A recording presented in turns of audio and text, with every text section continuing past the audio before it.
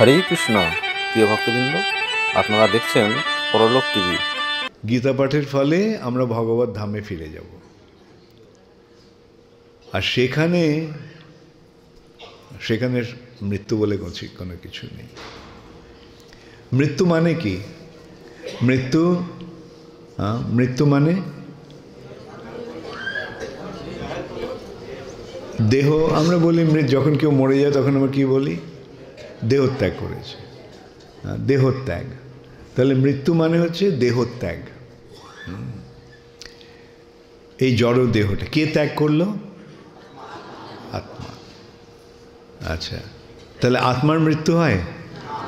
ব্যাস, আত্মার মৃত্যু হয় না। এবং তোমরা যদি বুঝে নাও যে তোমরা কে, তোমরা কে সকলে? আচ্ছা, তোমরা আত্মা, আত্মার মৃত্যু হয় না, তাহলে এটার ইকুয়েশনটা কি হবে? সমাধানটা কি হবে? তুমি আত্মা, আত্মার মৃত্যু হয় না, অতএব তোমার মৃত্যু হবে না। সরল বিচার না? হ্যাঁ, A = B, B = C, তাহলে কি হচ্ছে? A = very good. তো এটাই স্বাভাবিক সরল সমাধান। আমি আত্মা, আত্মার মৃত্যু হয় না, অতএব আমার মৃত্যু হবে না। তাহলে কিন্তু সেখানে কি বুঝতে হবে? তুমি কে? তুমি দেহ না আত্মা? কিছুক্ষণ আগে তোমরা বললে তোমরা আত্মা। আচ্ছা, ভেরি গুড। এখন সেটা কিভাবে জানলে? সেটা জানলে ভগবদ গীতার মাধ্যমে। এই ভগবদ গীতা কে বললেন, কে শোনালেন? কৃষ্ণ। আর কাকে শোনালেন? অর্জুনকে। এবং এই অর্জুনের মাধ্যমে আমরা এটা জানতে পারছি। অর্জুনের মাধ্যমে অর্জুনকে ভগবান দিয়েছেন, আর সেই সূত্রে আমরা এটা পেয়েছি। সেই সূত্রে একটা গীতা মাহাত্ম্যতে একটা খুব সুন্দর শ্লোক আছে। সর্ব উপনিষদ গাব দগ্ধা গোপাল নন্দনঃ বৎস পার্থ সুধীর ভোক্তা দুগ্ধং গীতামৃতং মহৎ। সর্ব উপনিষদ গাব, সমস্ত উপনিষদগুলি হচ্ছে, গাব মানে গাভী, গরু। সমস্ত উপনিষদগুলি হচ্ছে যেন একটা গরু। গরুর প্রয়োজনীয়তা কি? গরু দুধ দেয়, তো দুধটাকে দহন করতে হয়। তো এই যে গীতারূপ যে উপনিষদ রূপ যে গাভী, সেই গাভীটিকে দহন করলো কে? গোপাল কৃষ্ণ। সর্ব উপনিষদ গাব দগ্ধা, দহনকারী গোপাল নন্দন, গোপাল নন্দন কৃষ্ণ। বৎস পার্থ, আর সেই গাভীর বৎস বা বাছুরটিকে পার্থ, অর্জুন। গরু বাছুরটাকে উপলক্ষ করে দুধ দেয়, কিন্তু দুধ খায় কারা? মানুষেরা। হ্যাঁ, তো এখন এই যে অর্জুনকে উপলক্ষ করে ভগবান যে গাভী, উপনিষদ রূপী গাভীকে দহন করলেন, সেই দুধটা কারা খায়, কারা পান করে? সুধীর, সুধীর ভোক্তা। সুধী মানে সুন্দর বা উন্নত, ধী বা বুদ্ধিমত্তা, বুদ্ধি, যাদের বুদ্ধি উন্নত তারা এই গীতারূপ অমৃত পান করে। সুধীর ভোক্তা দুগ্ধম, আর এই দুধটা কি? গীতামৃতম। গীতারূপ অমৃত হচ্ছে এই গাভীটির দুধ। এখন এইভাবে আমরা যদি ভগবদ্গীতাকে গীতারূপ গাভীর দুধটা পান করি, গীতারূপ অমৃত পান করি, তাহলে অমরত্ব লাভ হবে। এখন সেই দুধ পান করার যোগ্যতাটা কি? সুধী, যাদের বুদ্ধিমত্তা উন্নত, তার লক্ষণটা কি? তারা ভগবানের শরণাগত হয়। ভগবানের শরণাগত না হলে, ভগবানকে না মানলে এই দুধটা পান করা যাবে না। তোমরা ভেবে দেখো, আচ্ছা তোমরা প্রভুপাদের গীতা পড়ার আগে কে কে গীতা পড়েছিলে? কে কে অন্য গীতা পাঠ করেছিলে তোমরা? তো সেই গীতাগুলি পাঠ করে তোমরা ভগবানের ভক্ত হয়েছিলে? কিন্তু প্রভুপাদের গীতা পাঠ করে কে কে ভগবত ভক্ত হয়েছ? আমি যে কথাগুলো বলছি তোমরা বুঝতে পারছো তো? পেছনে তোমরা হাত তুলছো না কেন? হয় তোমরা বুঝতে পারছো না, নয়তো তোমরা আলস্যে ভুগছো। গীতা পাঠ করছো, আমি যখন জিজ্ঞাসা করলাম গীতা পাঠ করছো কিনা, তোমরা হাত তুললে। আমি যখন আবার জিজ্ঞাসা করলাম প্রভুপাদের গীতা পাঠ করে ভগবত ভক্তি লাভ করেছো কিনা, তখন অনেকের হাত উঠছে না। আচ্ছা একটু ভালো করে দেখি তো, এই ভগবদ্গীতা পাঠ, প্রভুপাদের ভগবদ্গীতা পাঠ করে কে কে ভক্ত হয়েছে? ওকে, ভেরি গুড। এইটি হচ্ছে প্রভুপাদের ভগবদ্গীতার বৈশিষ্ট্য। কেন? এর মাধ্যমে আমরা কি বুঝতে পারছি? যে প্রভুপাদ যেহেতু ভগবানের ভক্ত, তাই প্রভুপাদ ভক্তির ভিত্তিতে ভগবদ্গীতা দান করেছে। আর যারা ভগবত ভক্ত নয়, তারা যে ভগবদ্গীতার অনুবাদ করেছে, ইয়ে করেছে, তাতে কোনো কাজ হয়নি। তাই না কি? সরলভাবে গীতা অনেক বিক্রি হচ্ছে, যেমন গীতা প্রেসে কত কত গীতা সস্তা দামে বিক্রি করছে। আর তারপরে কত বাংলা গীতা আছে, লোকেরা বলে আমি এই গীতা পড়েছি, ওই গীতা পড়েছি। কিন্তু ওই গীতা পড়ে ভক্তি লাভ হয়েছে? হয়নি। কেন হয়নি? কেন যারা ওই গীতার বিশ্লেষণ দিয়েছে তারা নিজেরাই গীতার তত্ত্বটা বুঝতে পারেনি। কেউ যদি না বুঝে কিছু তোমাকে বলে, তুমি কিছু শিখতে পারবে? সে নিজেই বোঝেনি, তো তোমাকে বোঝাবে কি করে? যে নিজে বুঝতে পারেনি সে অন্য কাউকে বোঝাতে পারবে? পারবে না। তো এইখানেই মুশকিল, যে গীতা অনুবাদ করেছে সব বড় বড় পণ্ডিত, কিন্তু কাজের কাজ হয়নি। কেন হয়নি? কেন তারা ভক্ত নয়। তারা ভক্ত নয় মানে ভগবদ্গীতার মূল ব্যাপারটা ওরা বুঝতে পারেনি। যে কৃষ্ণ যে অর্জুনকে ভগবদ্গীতা দান করলেন, কেননা অর্জুন হচ্ছে ভক্ত, এবং সেই ভক্তির ভিত্তিতে অর্জুন ভগবদ্গীতাটা গ্রহণ করেছিলেন, তাই না? তোমাদের মনে আছে ভগবদ্গীতায় ভগবান বলছেন, কৃষ্ণ অর্জুনকে বলছেন যে এই যোগটা নষ্ট হয়ে গিয়েছিল। এই যে ভগবদ্গীতার যে জ্ঞান, যোগ নষ্ট পরন্তপ,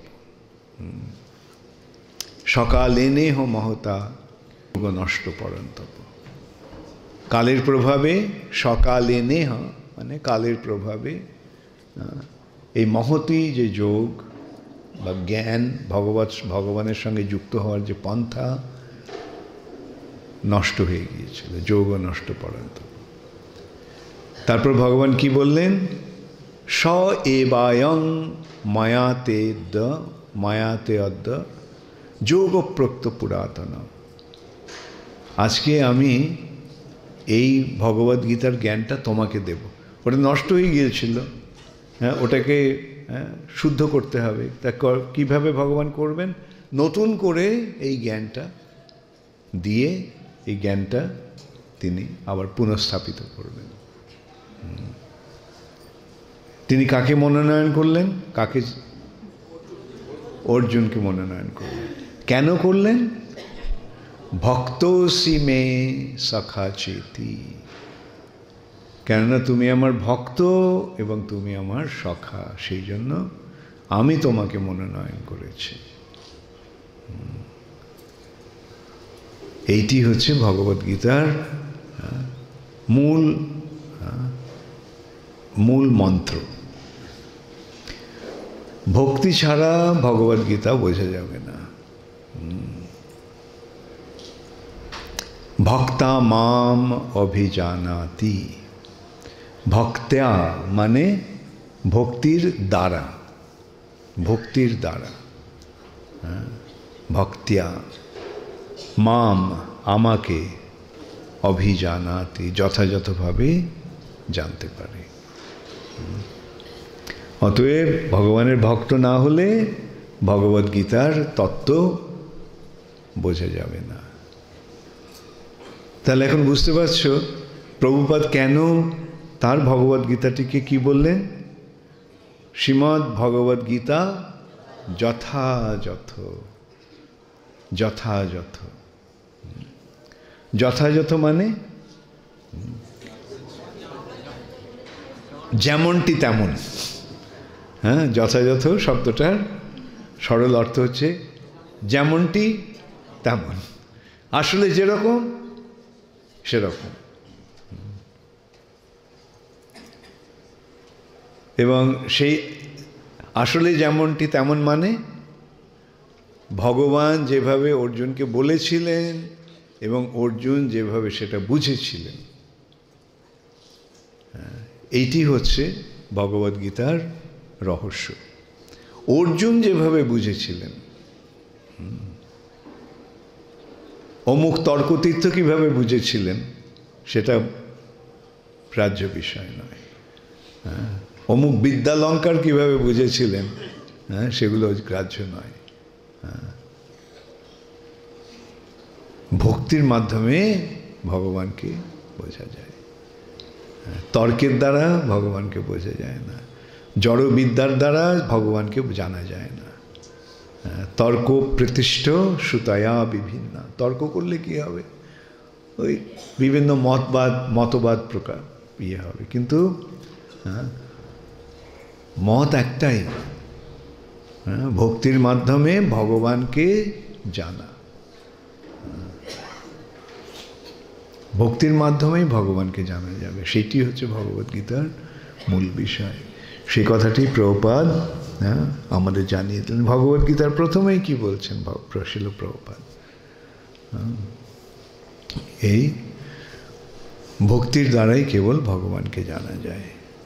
আর ভক্তির দ্বারা ভগবানকে জানা যায় মানে কিভাবে? ভক্তির সূত্রপাত কিভাবে হচ্ছে? ভক্তির সূত্রপাত তো ভগবান ভগবদ্গীতার শেষে দিয়ে গেছেন। সর্বধর্মান পরিত্যাজ্য মামেকম শরণং ব্রজ, আমার শরণ নাও। তাহলে অহং ত্বাং সর্ব পাপেভ্যো মোক্ষয়িষ্যামি মা শুচঃ, তাহলে আমি তোমাকে তোমার সমস্ত পাপ থেকে উদ্ধার করব। তো এই যে মামেকম শরণং ব্রজ, সেই কথাটাই প্রভুপাদ প্রথমেই বললেন যে ভগবানকে যদি জানতে চাও, ভগবদ্গীতার তত্ত্ব যদি বুঝতে চাও, তাহলে ভগবানের শরণ নাও। অর্থাৎ ভগবান কে সেটা জানো এবং ভগবানের কাছে নিজেকে সমর্পণ করো। কৃষ্ণকে সেটা যদি আমি না জানি, তাহলে ভগবত কৃষ্ণের কথাগুলো আমরা বুঝবো কী করে? আমরা যদি মনে করি যে কৃষ্ণ আমারই মতো আরেকটা মানুষ, একটু হয়তো বিদ্যাবুদ্ধি বেশি আছে, সেটা যদি মনে করি তাহলে ভগবদ গীতার তত্ত্ব আমরা বুঝতে পারবো না। কৃষ্ণ ভগবান এটাই জানতে হবে। আর আজকালকার মানুষের বিচারটা কি অনেক ক্ষেত্রেই, অধিকাংশ ক্ষেত্রেই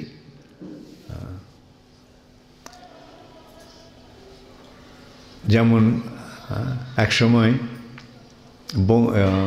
বিদ্যাসাগর, ঈশ্বরচন্দ্র বিদ্যাসাগর বলেছিলেন, ঈশ্বর নিরাকার চৈতন্য স্বরূপ। নিরাকার বিদ্যাসাগর, এদিকে ঈশ্বর নিরাকার। ভক্তিবিনোদ ঠাকুর ওনাকে প্রশ্ন করেছেন, আপনি কি ঈশ্বরকে দেখেছেন? বিদ্যাসাগরের একটা গুণ ছিল, সত্য কথা বলেছেন, না আমি দেখিনি। তাহলে আপনি কি করে জানলেন তিনি নিরাকার না সাকার? আমি যাকে দেখিনি তার সম্বন্ধে আমি কিভাবে এই মন্তব্য পেশ করব? ঈশ্বর নিরাকার চৈতন্য স্বরূপ।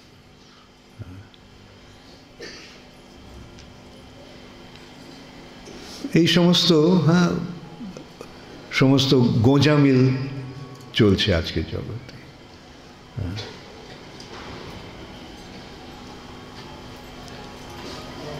জীবে প্রেম করে যেই জন, সেই জন সেবিছে ঈশ্বর। মন্দিরে যাওয়ার দরকার নেই, জীবে প্রেম করো। এই সমস্ত কথাই, আর এদেরকেই সব মহাপুরুষ, তত্ত্ববেত্তা বলে এদেরকে অনুসরণ করছে। ফলটা কি হচ্ছে? কোনো কাজ হচ্ছে না। এই দেশটা জাহান নামে যাচ্ছে।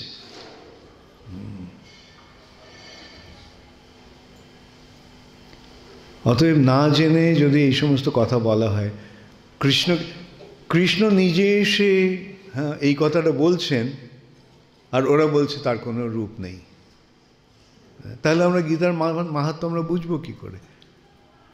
এই সম্বন্ধে রামানুজাচার্য একটা খুব সুন্দর কথা বলেছেন। শঙ্করাচার্যের এই মতটা, যে যে যে ব্রহ্ম নিরাকার, এবং এই যে অবতার, সেটা সত্যগুণে ব্রহ্মের যে রূপ, সেটা হচ্ছে অবতার। এই ধরনের কতগুলো গোঁজামিল এ দিয়েছে। যাই হোক, তার দোষ নাহি তিনি তেহ আজ্ঞাকারী দাস।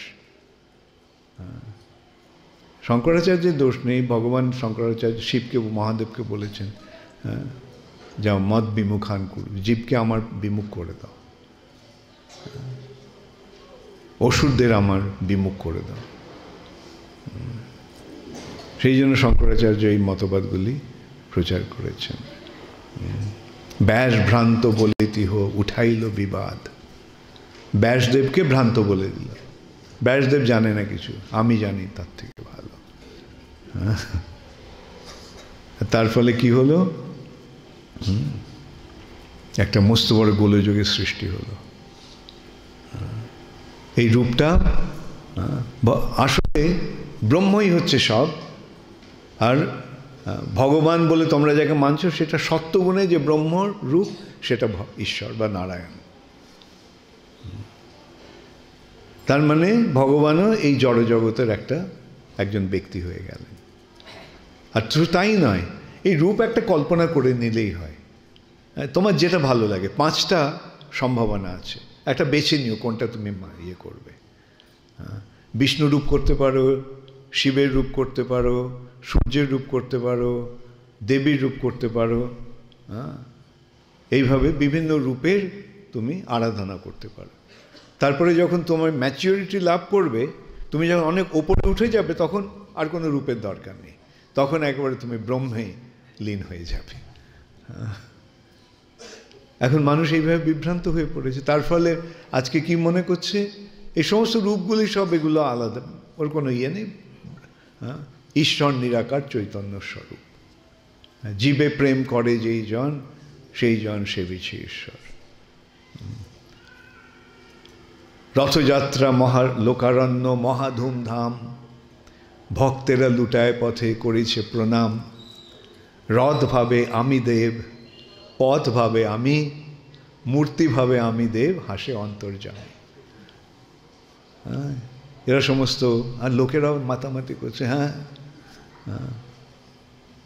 যে সব এগুলো কোনোটারই ইয়ে নেই, যে রথ মূর্তি সব, পথ রথ সব একাকার হয়ে গেল।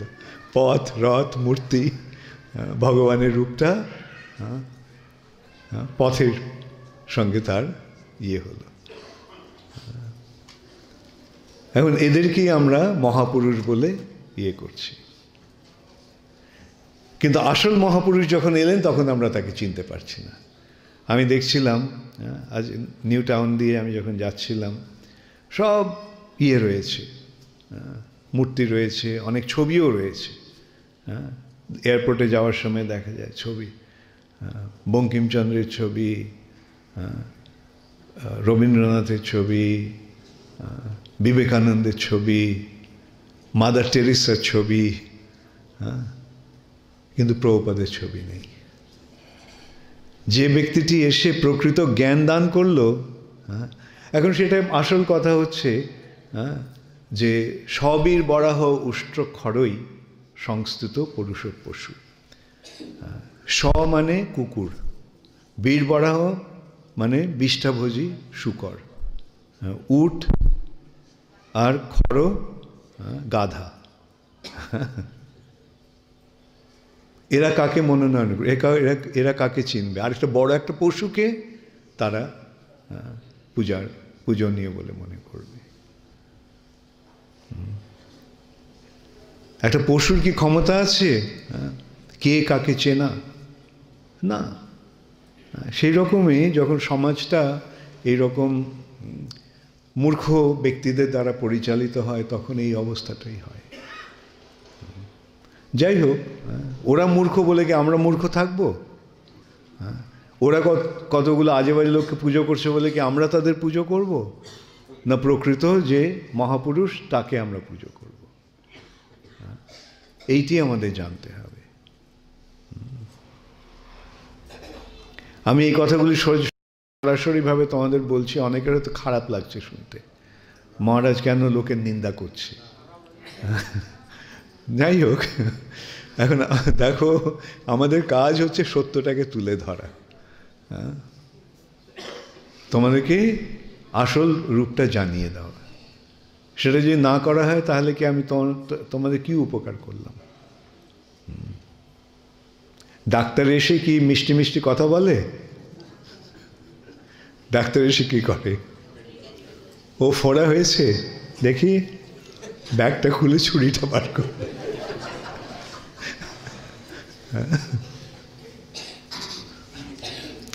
হ্যাঁ, যখন ছুরির ফোড়াটা কাটছে তখন একটুখানি ব্যথা লাগবে, কিন্তু এটা রোগ নিরাময়ের উপায়।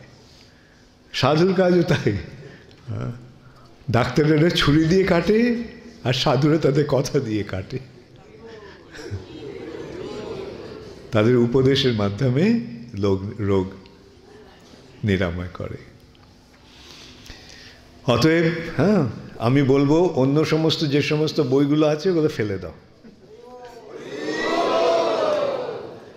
দিয়ে প্রভুপাদের গ্রন্থাবলী পাঠ করো এবং প্রভুপাদের অনুগামী গ্রন্থাবলী পাঠ করো। প্রভুপাদের যারা অনুগত তারা যে সমস্ত গ্রন্থগুলি দিয়েছে সেগুলি প্রভুপাদের এই শিক্ষার অনুকূল গ্রন্থ। সুতরাং এই মনোভাব নিয়ে তোমাদের ভগবদ্গীতা পড়তে হবে। ভগবদ্গীতায় প্রভুপাদ যেভাবে দেখিয়ে গেছেন সেইটি হচ্ছে প্রকৃত তত্ত্ব, সেইটি হচ্ছে প্রকৃত তথ্য। এবং সে তাতে কি কাজ হচ্ছে? হ্যাঁ, আমি অনেক সময় দেখি যখন ভগবদ্গীতা সম্বন্ধে আমরা বলি তখন লোকেরা বলে, হ্যাঁ এরকম ইয়ে তো আমরা কখনো শুনিনি, এরকম বিশ্লেষণ তো কখনো আমরা শুনিনি। দুদিন আগে আমার এক শিষ্যের সঙ্গে কথা হচ্ছিল আমেরিকাতে, ও শ্বেতাঙ্গ আমেরিকান, আর ভারতবর্ষ থেকে এক সাধু গেছে। তো একজন খুব গণ্যমান্য ব্যক্তির বাড়িতে তিনি অতিথি হয়ে আছেন। তো আমার এই শিষ্যটিকে ডেকেছে, সেও খুব বেশ সাকসেসফুল, প্রতিষ্ঠিত ব্যক্তি, আমেরিকান। তো চেয়েছে যে ওই সাধুকে ওই সঙ্গে ইয়ে করুক, আলাপ হোক। তো যখন ইয়ে করছে তখন আলোচনা হয়েছে, দেখতে পাচ্ছি আমাকেও বলছিল যে লোকটা খুব ভালো এমনিতে, যে এই যে সাধু বেশ ভালো, ভদ্র, বিনম্র। তবে ও বললো, প্রথমেই আমি যখন দেখলাম ওর মাথায় তিলকটা এরকম, এরকম মানে শিবের ভক্ত, আর এরকম মানে বিষ্ণু ভক্ত। যাই হোক, ও বলছিল যে প্রথমেই ওর ইয়ের চোখে পড়লো যে তিলকটা মানে ইয়েটা এরকম। তো কথায় কথায় জিজ্ঞাসা করলো যে, তো বললো যে হ্যাঁ আমি শঙ্কর সম্প্রদায়ের, শঙ্করাচার্যের সম্প্রদায়। ও তখন জিজ্ঞাসা করলো, আপনি শারীরিক ভাষ্য পড়েছেন? বলছেন না। শঙ্করাচার্যের মতবাদ কি, আর এদিকে আবার ও রাম কথা শোনায়, এদিকে শঙ্করাচার্যের ভক্ত, ওদিকে রাম কথা শোনাচ্ছে। তো এই নিয়ে ইয়ে হলো যে রামচন্দ্রকে, আচ্ছা যাই হোক, ওই যার বাড়িতে সে ইয়েকে ডাকা হয়েছিল, তার যে মেয়ে জামাই, সে মেয়ে জামাই তখন ইয়েকে বলছে যে, ওর বাবাকে বলছে আর কি, ওর শ্বশুরকে, যার বাড়িতে ইয়ে, বলছে যে ওর নাম ধরে বললো যে গ্র্যাম, ওর ইংরেজি নাম হচ্ছে গ্র্যাম। বলছে এই স্বামীজির থেকে গ্র্যাম আরও ভালো, বেশি জানে। একজন ওর চোখে একজন সাধারণ আমেরিকান, ওই ভারতের তথাকথিত সাধু যে আমেরিকায় গিয়ে বড় বড় ইয়ে করছে, লেকচার দিচ্ছে, চরমে ওরা বুঝতে পারছে যে এই আমেরিকানটি ওর থেকে বেশি জানে। কেন?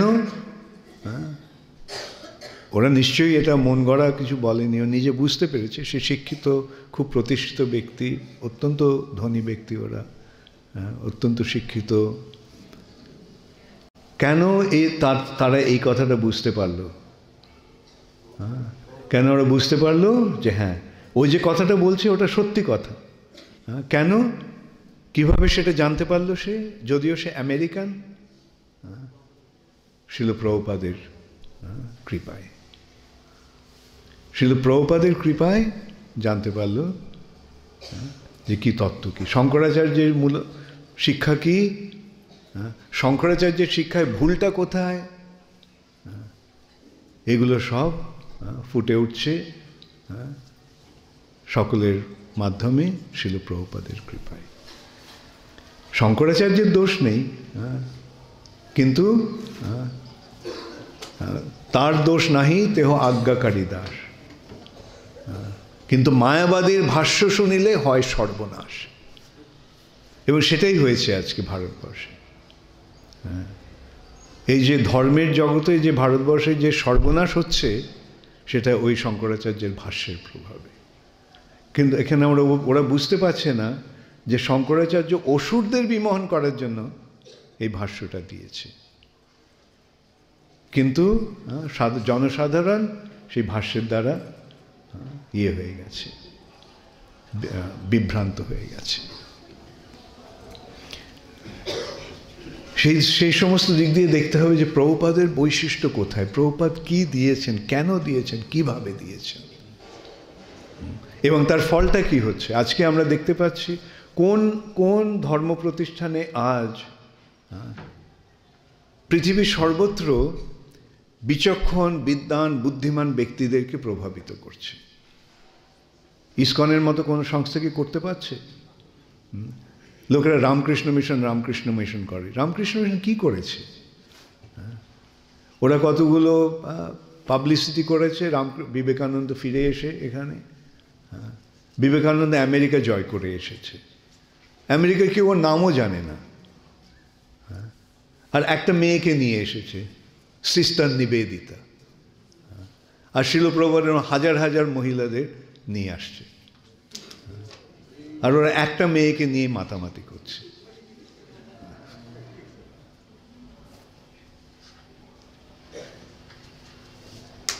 আজকে এইভাবে জগৎটা বিভ্রান্ত হয়ে গেছে, কিন্তু প্রচারের মাধ্যমে এটা উপশম করতে হবে, বন্ধ করতে হবে। আজকে ওরা দেখছে মাদার টেরিসাকে নিয়ে মাতামাতি করছে। আমি অ্যাকচুয়ালি ভাবছিলাম যে এই যে মমতা ব্যানার্জি সব ওই নীল সাদার ব্যাপারটা কোত্থেকে এলো?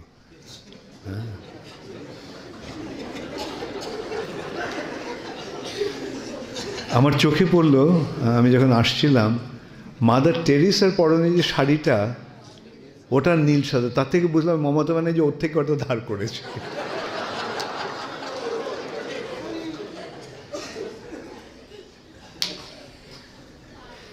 তার থেকে বোঝা যাচ্ছে যে কিভাবে এদের দ্বারা প্রভাবিত হচ্ছে। কিন্তু কি করেছে মাদার টেরিসা, এসে কি করেছে? এখানে এসে হিন্দুদের গরু খাওয়া শিখিয়েছে, গরিবদের অন্নদান করছে, ত্রাণ করছে।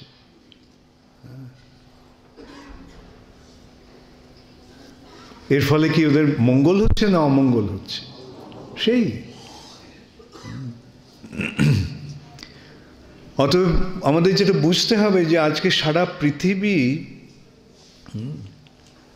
এইভাবে বিভ্রান্ত হয়ে গেছে, আর পৃথিবীকে পথ দেখাবার যোগ্যতা কেবল ভারতবর্ষের আছে, কিন্তু ভারতবাসীরা ওদের থেকে আরো বেশি বিভ্রান্ত হয়ে গেছে। কেবল পথ দেখাচ্ছে শিল প্রভুপাদ এবং বিদ্বৎ মণ্ডলী, বুদ্ধিমান মানুষেরা সারা পৃথিবীর প্রভুপাদের শিক্ষাটাকে বুঝতে পেরে সেটাকে গ্রহণ করে তাদের জীবন সার্থক করছে এবং প্রচারের মাধ্যমে এর প্রভাবটা আরো বিস্তারিত করছে। এইভাবে প্রভুপাদের শিক্ষাটাকে গ্রহণ করতে হবে। প্রভুপাদের গ্রন্থাবলীর মাধ্যমে আমাদের পথ খুঁজে নিতে হবে। তোমরা যারা এই পথটাকে গ্রহণ করেছো তারা খুব ভালো করে এই পথটাকে গ্রহণ করো, প্রভুপাদের শিক্ষাটাকে খুব ভালোভাবে উপলব্ধি করে এটাকে সকলের কাছে প্রচার করো। মহাপ্রভু এই দায়িত্বটা ভারতবাসীদের দিয়ে গেছেন। ভারত ভূমিতে হইল মনুষ্য জন্ম যার, জন্ম সার্থক করি করো পর উপকার। এই যে পর উপকার কথাটার মধ্যে একটা বিশেষ বৈশিষ্ট্য আছে, পর উপকার। পর উপকারের বিপরীত ভাবটা কি? পর উপকারের বিপরীত ভাবটা হচ্ছে নিজের উপকার, তাই না? পর উপকার আর উল্টোটা কি হবে? আমার উপকার। হ্যাঁ, আমার উপকার মানে স্বার্থপরতা। সারা জগৎ স্বার্থপর, এই জগৎটাই স্বার্থপর, কিন্তু মহাপ্রভু বলছেন যে ভারতবাসীদের ওই স্বার্থপরতা ত্যাগ করে পর উপকারের ধর্মটা গ্রহণ করতে হবে। আর কিভাবে করতে হবে? যারে দেখো তারে কহ কৃষ্ণ উপদেশ, আমার আজ্ঞায় গুরু হইয়া তারও এই দেশ। যারে দেখো তারে কহ কৃষ্ণ উপদেশ। এখন এইটি হচ্ছে প্রকৃত উপকার। লোকেরা কি মনে করে পর উপকার মানে খেতে দাও, পড়তে দাও, টাকা পয়সা দাও, এগুলো পর উপকার। হ্যাঁ, কিন্তু এগুলো শরীরের উপকার। তার ঠিক আছে, ভালো করো, করতে চাইছো করো, ক্ষতি নেই, কিন্তু আসল উপকারটাকে থেকে মানুষকে বঞ্চিত করো না। আসল উপকারটা হচ্ছে আত্মার উপকার। দেহের উপকার দিয়ে কী হবে? দেহটা তো একদিন চলে যাবে। আর দেহের এই সমস্ত আছে যারা, তারাও কি সুখে শান্তিতে আছে? না। হ্যাঁ, আমেরিকা, ইউরোপের দেশগুলিতে প্রাচুর্য রয়েছে, কিন্তু অশান্তি প্রচণ্ড ওখানে। সংসার মানে ওদের ইয়েগুলি, পরিবারগুলি ভেঙে যাচ্ছে, স্ত্রী পুরুষের বিবাহ বিচ্ছেদ হচ্ছে। ওখানে প্রায়, আমি ঠিক ইয়েটা জানি না, আমার মনে হয় 50% বেশি বিবাহ ভেঙে যায়। আর না ভাঙলেও ওরা ওই যে পরস্পরের মধ্যে যে প্রীতির সম্পর্ক, সেটা প্রায় বিরল। ছেলে মেয়েগুলি একটু বড় হলেই ব্যাস বাড়ি থেকে চলে যায়, ফ্যামিলি বলে কিছু নেই, বৃদ্ধ বয়সে মা বাবাকে দেখার কেউ নেই, তারা বৃদ্ধাশ্রমে থাকে, ওল্ড এজ হোমে। এইটাই কি জীবনের উদ্দেশ্য? যে তুমি ভেবে দেখো, তোমার ছেলে মেয়েদের কত করে কষ্ট করে লালন পালন করলে, তারপর তখন ওরা একটু বয়স যখন হলো তখন তোমার থেকে চলে গেল, আর কোনো সম্পর্ক নেই। আর তোমরা যখন বুড়ো হয়ে গেলে তখন তোমাদের দেখার মতো কেউ নেই, কেমন লাগবে তখন? এমন তোমাদের মধ্যে হয়তো অনেকেরই সেরকম অবস্থা, ছেলেমেয়েরা দেখছে না। তো এইটাই কি জীবনের উদ্দেশ্য হওয়া উচিত? না।